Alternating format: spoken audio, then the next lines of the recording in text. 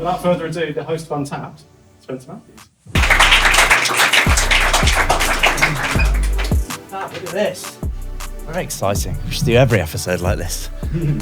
Guys, thank you so much for joining us this evening. We're very privileged to be talking with the incredible Jake Dearden, who is a tremendous athlete and gives exceptional advice.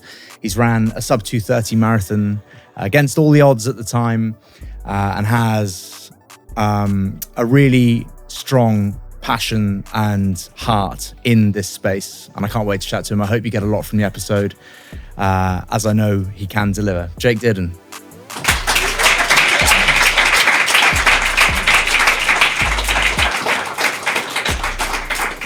Cheers, guys. And thank you, Spencer, for the warm welcome. No problem at all. How are you this evening? I'm good. I'm very good. I'm just honoured to be here. It's pretty sick, isn't it? It's not bad. Ordinarily, we would be protected by the edit and it would be nice and relaxed. But this evening, we're just going to have to get everything perfect in one take off the bat. So no pressure. No pressure at all. No, you laugh in the face of pressure, I think, particularly when it comes to athletic events.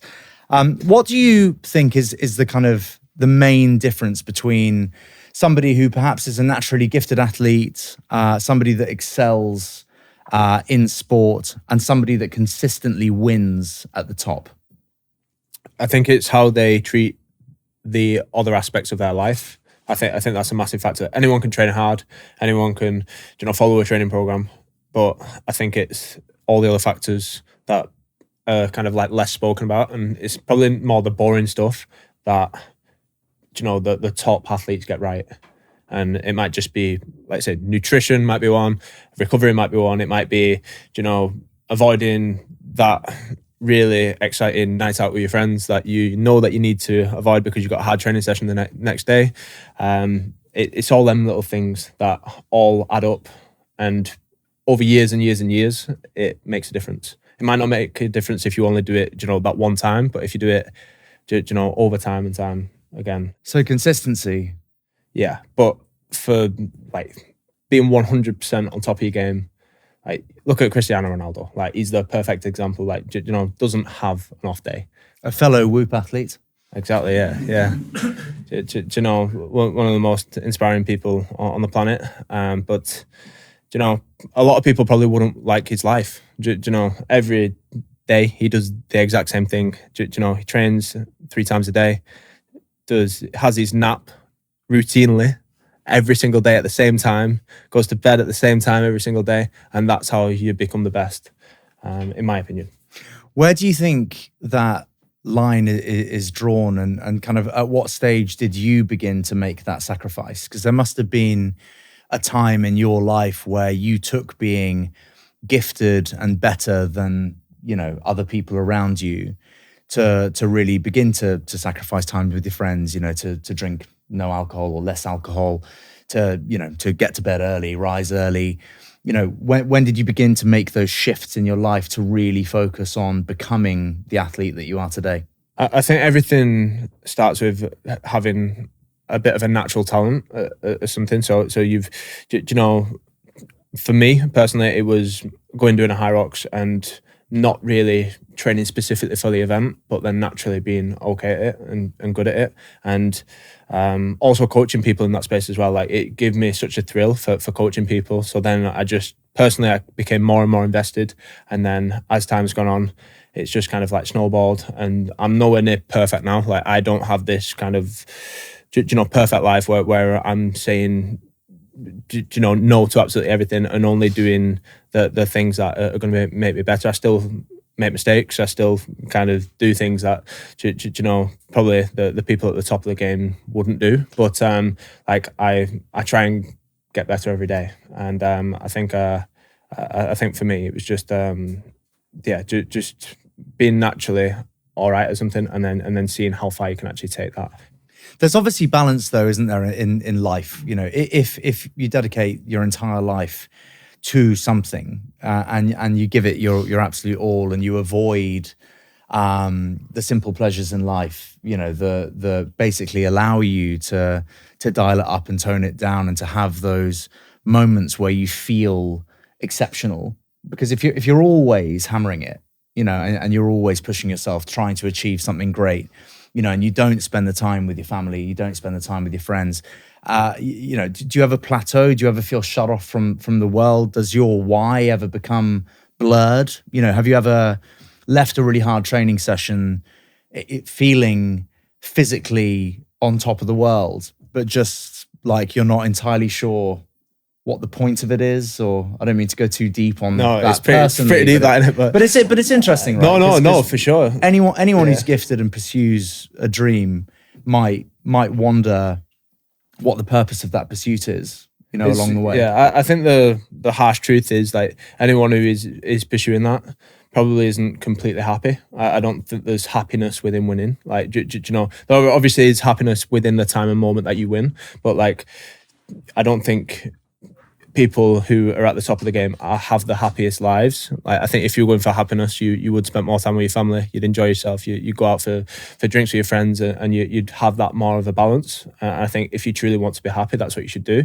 But I think just the natural human mind wants to keep pushing and to go above and beyond and to see how far you can actually do. And I think there's you can kind of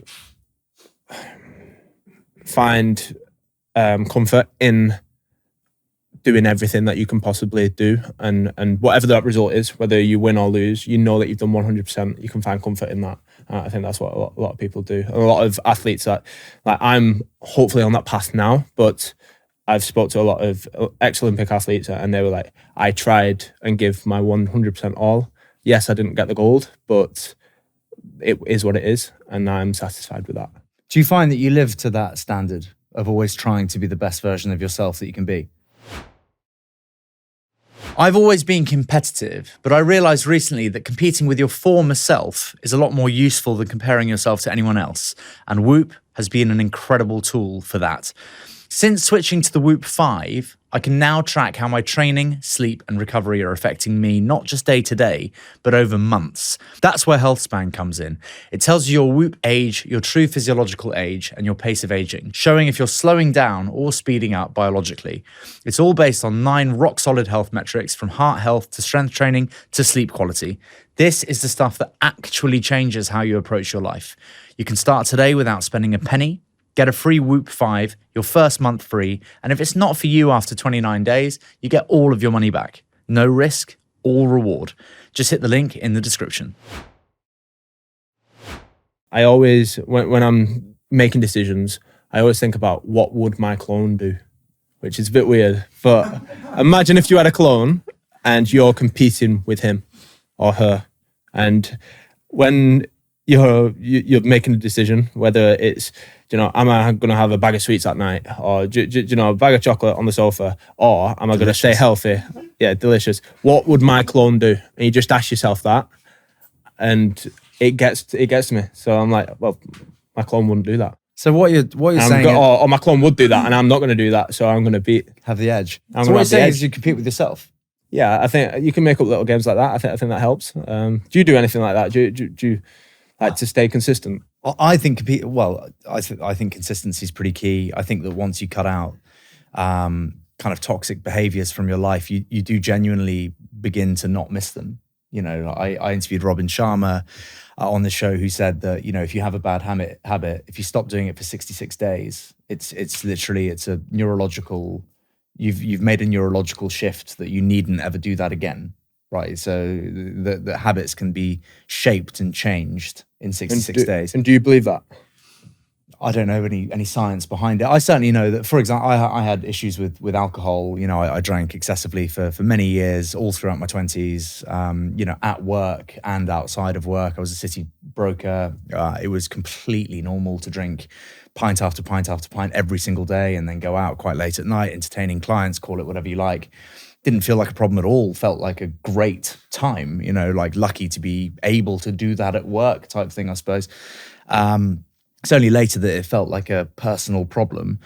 And then, when I reframed my relationship with alcohol and transferred that addiction, if you want to call it that, into more positive, less toxic things like running and looking after yourself, you kind of become hooked on that. Well, I certainly did. And then now I play games with myself as well. You know, like I want to be a better runner today than I was, you know, a few weeks ago, or, you know, 6 months ago, a year ago. I'm not particularly regimented with that.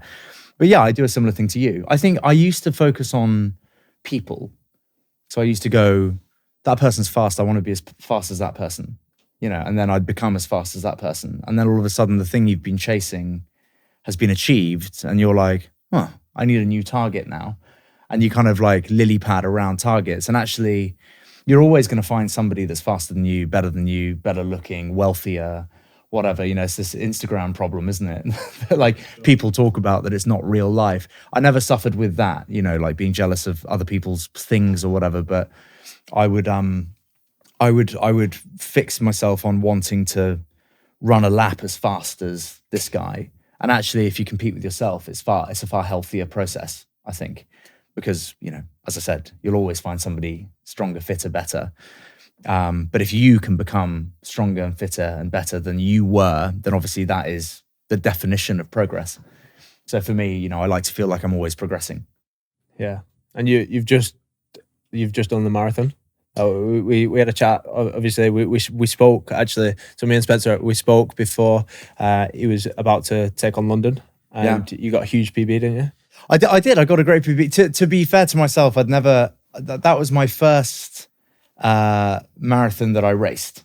So I've ran lots of marathons, but not many in an official capacity like that, like a balloted, chipped event. Off the top of my head, I've done 3 New Yorks, a Berlin, and a London, and that's it. You know, obviously had the 30 marathons in the desert last year, but those are different events. You're not racing against a clock. You're not aiming for a fast time.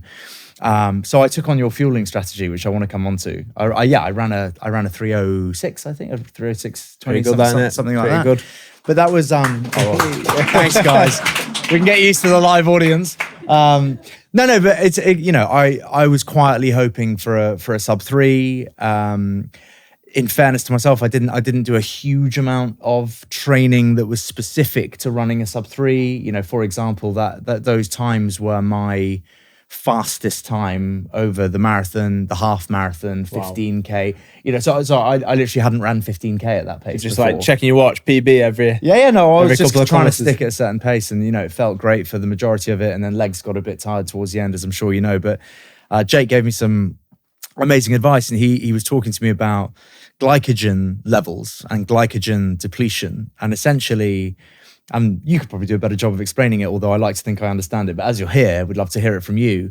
It was kind of considered controversial when you ran your sub 230, which is, you know, whether you're a runner or not, just to let you know, a sub 230 marathon time is, well, I would call it elite running. It's not kind of Olympic professional marathon times, but you cannot just run a 230. A 230 requires a very sustained effort for an extraordinary period of time in your life, very time consuming, incredibly complicated training, pushing yourself through all kinds of walls to get to that level. You know, if you're running a 229, for all intents and purposes, you're a beast, right? Jake ran a 229?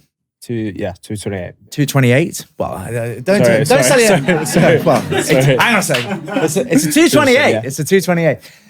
Tell us how you did it. Just I won't bother going into the glycogen thing. I'll let you do it. Tell us how you did it. How did you fuel for it? How did you prepare for that?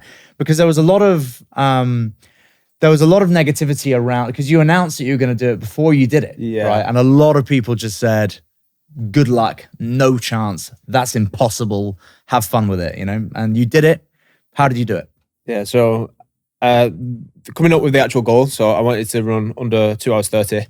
I'm a Hyrox athlete, and someone said after last year at the World Championships, they said, for you to become one of the best in the sport and get into the Elite 15, which is the major category and the best category, you need to be running a 330 kilometer for an hour. And that's what you need to be doing, and you'll be in. So I was thinking about this and I was pondering it, and I was thinking, what if I try and run a 330 kilometer, but for a marathon?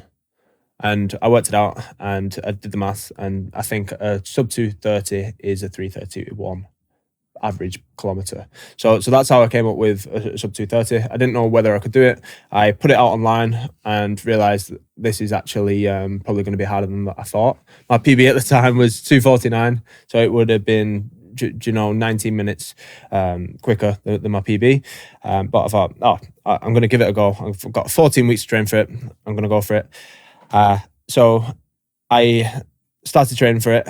Like I said, got quite a bit of kind of stick for it. A lot of people was like, you're 3 to 4 years off doing this. You're never going to run this time. Good luck to you.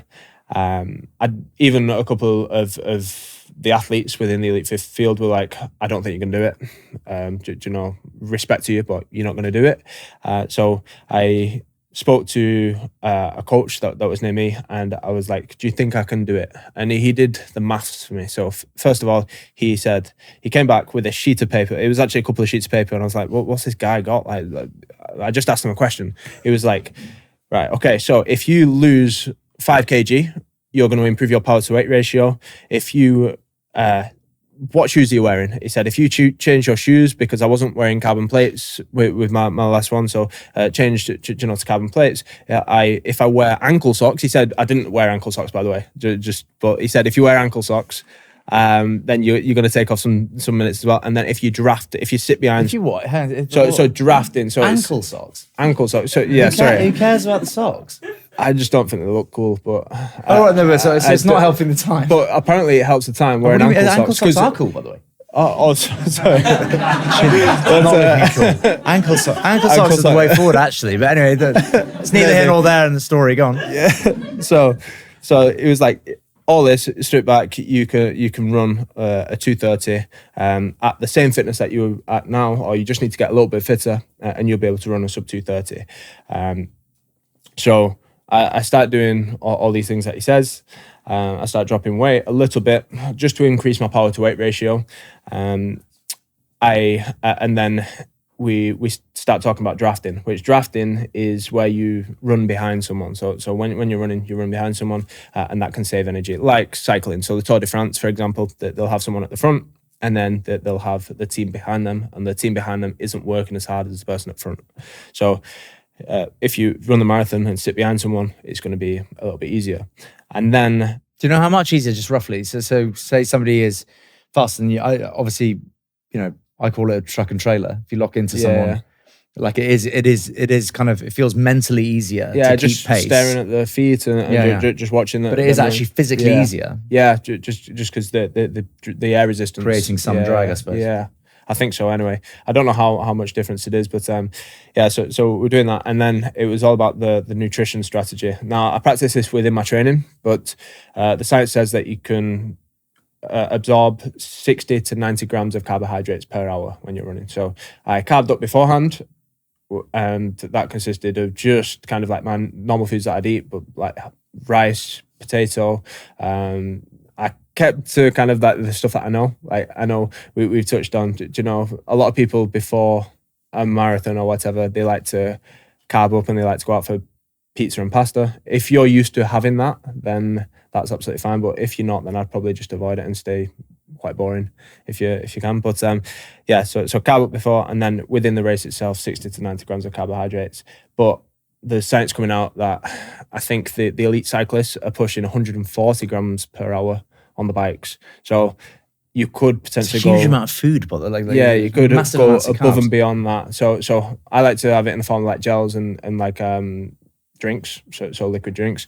But yeah, it kind of... So correct me if I'm wrong. So the simple way of looking at it is essentially, people talk about runner's wall, right? So when you'll go for a run, say you're running your first marathon or something, and you're not carb loading correctly, you'll hit something called a wall, where I think some people will be familiar with it who are listening. It's where you suddenly feel like you're struggling to carry on. You can't really go at the correct pace, and you start to feel a bit ill, really, bit ill, bit flustered.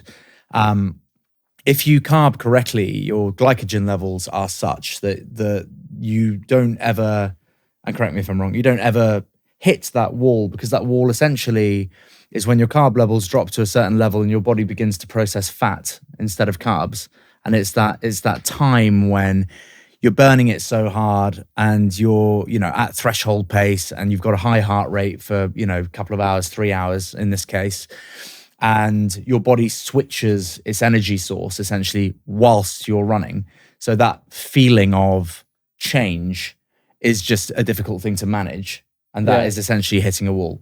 Yeah, so basically you can't convert fats into energy fast enough. So your body can't physically turn your fat cells into the energy that it needs to move forward fast enough when you're running at high intensity. So if you're running a marathon flat out, you'll be running probably around 80 to 90% of your max effort, which will be kind of like your threshold. Apparently the science says you can only work at like 65% of your VO2 max if you're just burning fats. So what your body does, because you can't physically burn fats and convert them fast enough, your body just slows down. So you just come to a halt, and that hitting the wall is your body saying, no, like you're going to cause too much stress if you do this. You're stressing your body out too much. We're going to pull you back, but you can avoid it. Like you say, if you keep your glycogen stores up, you can avoid that to an extent. Yeah, because of you, I had 8 gels in the London Marathon. And how did your stomach feel? Fine, yeah. Yeah, no. Stomach is steel. Stomach's always been all right for me. I'd never trained it. I ran the marathon with brand new shoes, box fresh, and having never taken a gel before ever. Really. So two things that I'd recommend avoiding. Yeah. So whacked 8 gels. But I have to say they've become harder to eat. It becomes pretty sluggish trying to get them down. But it was great. And I remember feeling particularly thankful for your advice, kind of, with 8K left to go or whatever, when it was the best run statistically of my life. And it was a tough course that day. Obviously it's the same course, but it was tough conditions. It was very hot. It was very hot. A lot of people really struggled, either DNF'd or didn't get the times that they wanted. Yeah. It was very tough. So hats off to you for getting a PB. Done a bit of running in the sun before, you see. So just a bit. We're used to the heat. Of all the things that you've achieved, what are you the most proud of? When you're tired, dehydrated, and struggling to concentrate, making smart decisions gets a little tough. That's why I take Vitals by Heights every single day. Initially, my team recommended it to me to keep me firing on all cylinders because it's not just about keeping my legs moving, it's about keeping my brain switched on and ideally making better life choices. Vitals are packed with 20 essential nutrients, including omega-3s for brain power, B vitamins for energy, and vitamin D3, all formulated by scientists and dietitians. And it just gives me that extra edge, better focus, sharper thinking, sustained energy, faster recovery, and deeper sleep. All in 2 capsules a day. Vitals are the smartest way to fuel your body and mind, so give it a go. Get 20% off your first month subscription at heights.com/untapped or use code UT20 at checkout. I think what's taken the most amount of work is getting into the Elite 15 for Hyrox. I think that's... Really? So I'm really interested in hearing more about that, because just to finish off that marathon chat, just so that people understand how remarkable the time is, that 3:30 average pace, 3:30 minute per kilometer average pace would equate to a 17-minute 35K. And you're doing that over and over again for the entire marathon, 42.2 kilometers at a 17:30 pace for 5K, which, by the way, I've never achieved over 5K. I run an 18-minute 5K, something 18:04, something like that. But to run a 3:30 average pace, even for 5 kilometers at my level, is I haven't done that yet. I just find it incredible that, and in fact, just before we come onto Hyrox, I'm really curious as to how you push through plateaus. And can you explain the science of how a person physically becomes fitter? Because some people, and there are some great athletes in the room here. I know that Mr. Hercules is here, who's a fantastic runner, as well. I'm sure I can speak for some people. How do you go from hitting, far superior to average time, say, but when you go to the track, you burn it on all cylinders and you really, really go for it. How do you go from, that threshold pace, which is very much feels at your max effort, to gaining that extra minute or two, in something like a 5K? Because you see people that do, even at the very good level, who run like a 15-minute 5K. Like how do you shave off an additional 2-3 minutes? Like where does that come from? Because you really like, if you want to use me as an example, I really feel like I'm going, as hard as I can physically go at this stage in my life. And obviously I've come a long way in the last few years, but it really doesn't feel like there's that whole other world to it. And I'm just wondering how you push through that plateau, and what the importance of recovery is in that. And, is it about pushing yourself incredibly hard regularly? Is it about properly recovering? Is it all of the above? Like, how do you go from being good to great? Yeah. I think before it's worth mentioning, like a 5K, say for example, a 5K, it never actually gets easier the fitter that you get. Like your perceived exertion at that time, if you're running an all-out 5K and it's 35 minutes, or if you're running an all-out 5K and it's 18 minutes, for example, and you're doing it all out, like it's going to hurt the same. It's going to feel the same. Your fitness just improves. So the effort, it's always going to feel like when you're running and your lungs are burning running around that track, like it's always going to feel like that. So I feel like some people feel like, you get fitter and it's just suddenly easy. But then it is easier, but then you just push harder. And then you get quicker, and then that's how it is. But really, it's very, very simple. So progressive overload, same as it'd be in the gym, same as it'd be with stress, same as it'd be with running. You have a stimulus, which is the actual exercise. So you're creating a stimulus, but you're putting stress on your body. That stress then needs to adapt. So you need to then give it the time to, so you're giving a stress to your body, your then body needs time to react, and then it needs the fuel and kind of rest to react. So you're giving the stimulus, it's then going to cause a little bit of inflammation within your body. So that might be muscle soreness, DOMS, lactate, or just stress in the body. And then this sends signs to your body to then change and get stronger, because your body loves homeostasis. It likes staying the same. If you're stressing your body wants to not make that happen again. It doesn't want that to happen again. So your body's going to do whatever it can to adapt. So if you go and do that again, it's not going to feel like that again. It's not going to feel like so shocked and stressed. So it's then going to send information, then it's going to adapt. But for that time in adaptation, that's when you need the recovery. That's when you need the sleep. That's when you need the nutrition to then let your body then adapt. And then you just rinse and repeat that, and you progress. And next time you go, you might feel this, you might feel the same, but you might be a couple of seconds quicker, and then you gradually get better and better over time. So over a training block, that's essentially what you're doing. But there's obviously levels to it. Like you say, you're a very well trained athlete. You're hitting an 18-minute 5K. To get that down now, you're already doing quite a lot. Like, how many miles are you running a week? At the moment, you're running quite a lot, between 70 and 100k. So you do 70, 100k. So it might not be just doing more. That is your thing. Your body's adapted to that now, so you're used to doing that, and the result of that is you being able to run that pace. So now you might have to be a little bit smarter with your sessions, and gradually run a little bit faster within certain sessions. And then your body's then, that's going to be a new stress on your body, and then your body reacts to that. But it's all trial and error. No one shoe fits all. And that's just one aspect of it. There's also the recovery side of it. There's also the nutrition side of it. And it's quite interesting and quite deep once you get into it. But yeah. Thank you. Yeah, but just being consistent with your training, but also with your recovery, giving you time for your body to adapt. It's interesting, the recovery thing, though, because people, say to prioritize recovery, and the recovery is as important as the training. I've noticed that my body has undergone the biggest change when you're pushing it like beyond what's reasonable. Like, for example, in the desert, when it was just, you have no choice but to go every single day, right? So it's like no days off, 30 days, marathon every day.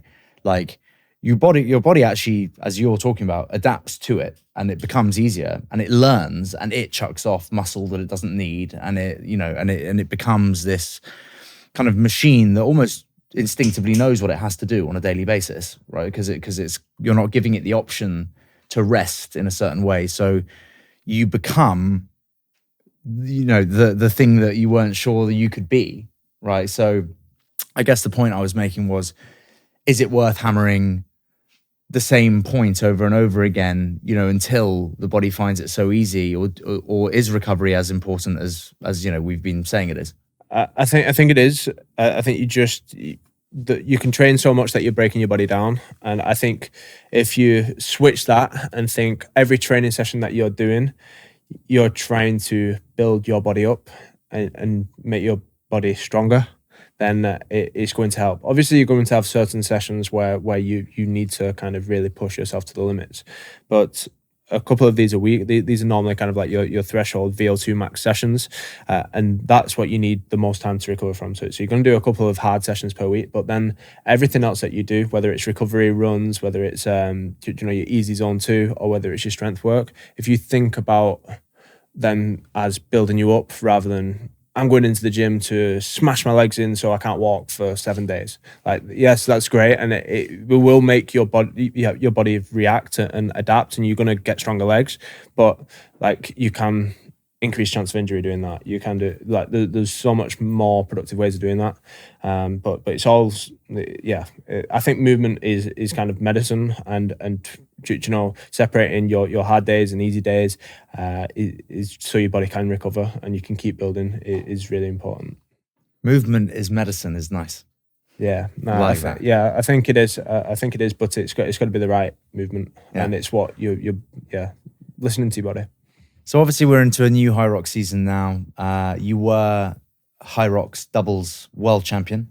Yeah, last year. Yeah. Unfortunately, we didn't. I didn't have a great finale to the season this time. I got injured and had to pull out. But yeah. Well, we can still call you a world champ, can we not?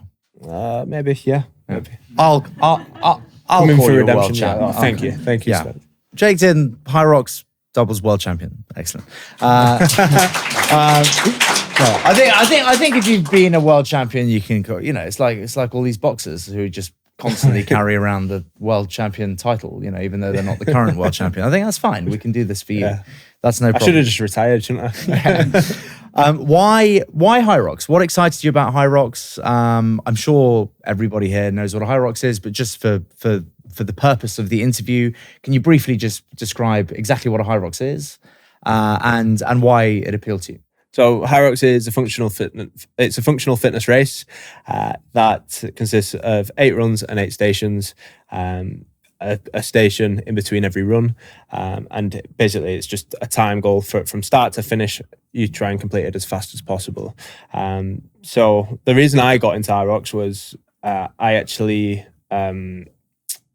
I've just found it so inclusive. So I first went to a Hyrox and I was mind blown by how well it's set up and how easy it is to go and compete. Everything's ran on time, everything's immaculate, the vibe's good, there's great DJ on in the event, and it's such a kind of good spectator sport. And it's just like a great way to test your fitness that doesn't batter you for weeks and weeks and weeks. Like, a marathon's great, but if you fully send a marathon, like you're sore and you're kind of battered for 2 weeks to a month, if not longer. Some people say it takes 6 months to recover from a marathon. Hyrox it's a workout that takes anywhere between 53 minutes of the world record to 2 hours. So it's around that time period where it's a big training session. So it's pretty cool. You can do them quite often. You can go abroad with your mates and go and compete. It's pretty cool. And you just realised that you had, gifts for the sport quite early. I think so. I've always been into running and I've always been into lifting weights, but I always got told you're stupid because one of the gains is cancelling out the other. So you go to the gym. Do you believe that to be true? If you want to be the best at any of them, then you've got to have them both focused around one of the goals. I was just going into the gym doing push-pull legs, enjoying it with my mates, and then I was going running just casually, at my local track, and just having fun with it. And people were like, well, you're never going to be good at running, and because you're too heavy, and you're never going to be good at lifting weights because you run. Because to get big, you can't run, which I don't think is true. But obviously it doesn't help. it counteracts it. But then Hyrox came along, and you needed to be relatively strong but also good at running, and not many people train like that. Like before the whole functional fitness and the kind of hybrid scene kicked off, like triathletes stayed out of the gym, runners stayed out of the gym. People that were in the gym never ran. They didn't do anything other than an incline walk for the cardio. Like it's just how it was, and it was like a little bit backwards. Whereas like hybrid training and Hyrox has come around, and it's kind of, if you want to do both of them, you can do both of them, and you can be fit, you can be strong, and you can be healthy doing it. And I think it's just been such a positive spin and change of direction for the fitness industry. I think it's pretty cool. By the way, if anyone's not heard of Hyrox or isn't really into Hyrox, Red Bull have actually done like a documentary, like following like the elite races around this season. So that's on Red Bull TV. Any good? Yeah, it's all right. It's all right. Good. If anyone's watching. It's pretty cool. I think it gives a good insight. It's basically like the Drive to Survive, but Hyrox version. Which, I'm not saying it's nowhere near as good as that, but like, you know what I mean. If people want an insight and they've not got a clue what it is, and you think, what's this guy waffling on about? Like, it's pretty good. How did it feel to become a Red Bull athlete, and how did that happen? Can you take me through the phone call or the email or the meeting or kind of what had you done that put you on the map for them, and how did that feel? I mean, I'm obviously no Red Bull athlete, but that's kind of like that's one of the pinnacles of kind of sport, really, in a strange way, of like endurance sport. Great big brand. How did that feel? How did it come about? Yeah, for me, Red Bull's always been this brand which, they pride themselves in taking like the top athletes or potential what they think are going to be the top athletes of the sport, taking them on as athletes and then trying to get them to the top. So that's how Red Bull help athletes. They've actually got a really, really cool fact. If they were an Olympic team, they'd be third in the medal table, which is pretty cool. Like, considering they don't just sponsor athletes, like obviously they help them like financially, but they also have this massive infrastructure where they have performance centers in Austria and LA where they help you when you need help with it, even if it's just mental health, if it's training, if you're injured, whatever it is. They've got the best doctors, physios, whatever you need, they've got them on hand and they assist that way. And I think that's pretty cool. So like, people say, why are you always wearing that cap? And it's because I want to wear that cap, because I'm just so proud of being part of the brand. So for me, it was literally a dream come true. When I heard that they were getting into Hyrox, but the process is pretty lengthy. I think I was in talks with them for a year beforehand. Do you think you have to be a certain kind of person to push yourself like you do, or do you think the potential exists within average people to do extraordinary things? I think the potential is in everyone, as long as it's your passion.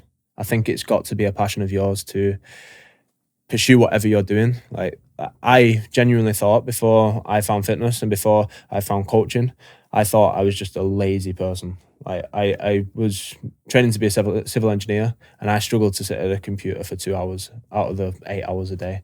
And I used to wing life. Like, I really did. And I just thought I'm a lazy person. But like, luckily I found kind of like my passion, and like I get a thrill from inspiring people into fitness and helping people kind of with their goals, and trying to see how far I can get as well. And I think that's what kind of drives me, and like making people proud as well. I think that's another one. But I think anyone can do it as long as they find their passion and they do it within that passion. Isn't it funny, the mind and the situation you find yourself in, like when you're really, really pushing yourself and you're digging incredibly deep and you hear that song or something that lifts you into a completely different gear. When we last spoke, you were talking about when you were like in hell in this kind of sub 2:30 marathon attempt, and you saw a kid with a sign that said "tap for energy" or something. They work. So they work. If you've ever, seriously, if you're in that hole, if you're in that, like, you're suffering, and you see you're running a race, whether it's 5K, 10K, half marathon, and you see a little kid holding a sign that says "tap for power," please tap that sign, because it works. Like, he was literally saying you'd run past it and tap it and go like, "Come on!" Like, it just changes your whole mindset. But like, just that dopamine, just that, you know, seeing a smile in the crowd, or smiling back to someone else, or like if you're running a marathon and someone next to you is really struggling, just saying, you know, "Come on, mate, we've got this. Let's run it together." Like, how good that makes you feel. Yeah. And then suddenly, whatever you was feeling, like, just disappears, and you feel no pain. You feel no, like, struggle. Like, you're like, yeah, it's powerful what the mind can do. Let's hope it lives on. And one final passing question from me, and it's something that we ask all of our guests. For people listening, what would be the best advice that you can offer our listeners on how they can untap more of their potential? I think just believe in yourself. And I know it sounds so simple, but a lot of people don't believe in themselves, and they always think about what other people think of them or what they're going to think of them. Like, pick a goal, make a plan, and just execute it, and you'll get there. Jake Dearden, everyone.